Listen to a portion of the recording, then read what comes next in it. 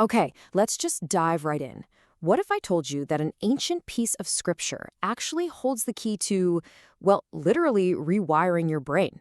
Today, we're going to explore this incredible fusion of faith and neuroscience to see how you can actually transform your mind. I mean, does this sound familiar at all? You have this deep, genuine desire to grow, to change, but you just feel stuck. Like you're spinning your wheels spiritually and not getting anywhere. You're doing all the right things. You're praying, you're reading, you're seeking, but those same old patterns of fear or anxiety or just plain negativity, they just keep showing up. And it is so frustrating, right? It's so easy to start thinking, man, am I doing something wrong here? But what if? What if the problem isn't what you think it is? What if this has nothing to do with a lack of faith? Let's reframe this for a second, because the issue might actually be biological, not spiritual. This is a huge, huge shift in perspective. Think about it. We move from this place of self-blame, my faith must be weak, to a place of empowerment. My brain just needs some training.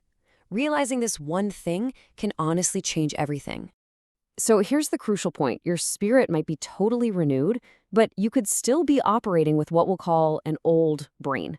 Think of these as neural superhighways that have been carved out in your mind by years of repetition and strong emotions, often stuff linked to trauma or just our basic survival instincts. They fire automatically without your permission. See? It's a training problem, not a faith problem. And this is where it gets really fascinating, because the solution, the actual training manual, has been waiting for us for 2,000 years, hiding in plain sight. This is the neuroscience of Scripture. This verse, maybe you've heard it 100 times, maybe more, but today we're going to see it not just as some spiritual concept, but as a practical, brain-changing command.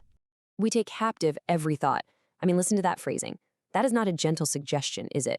It's being presented here as a biological necessity. It's an active, intentional process of intercepting those automatic old brain thoughts as they happen. And science shows us exactly how this works. It's a real thing called neuroplasticity. Every time you take a thought captive and intentionally choose a new one, you are weakening an old neural connection and you are building a brand new one.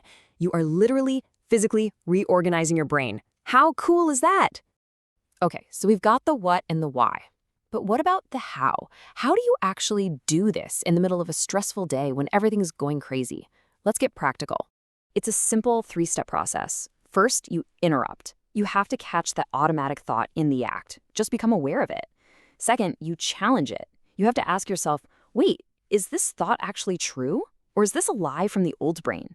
And third, you replace it. You deliberately, actively choose to focus on the truth, building that new healthy neural pathway. Interrupt, challenge, replace. That's the system. And practicing this process, this interrupt, challenge, replace, it isn't just about managing bad thoughts. No, this is about a complete transformation. We're talking about a metamorphosis. It's about stepping into a whole new way of living by intentionally training your own mind. I really want you to let this sink in for a moment. You are not broken. You are not behind. And you are not failing. You are simply unrenewed. And the best part? Renewal is a choice you get to make starting right this second. So what does it take? Well, it takes a decision.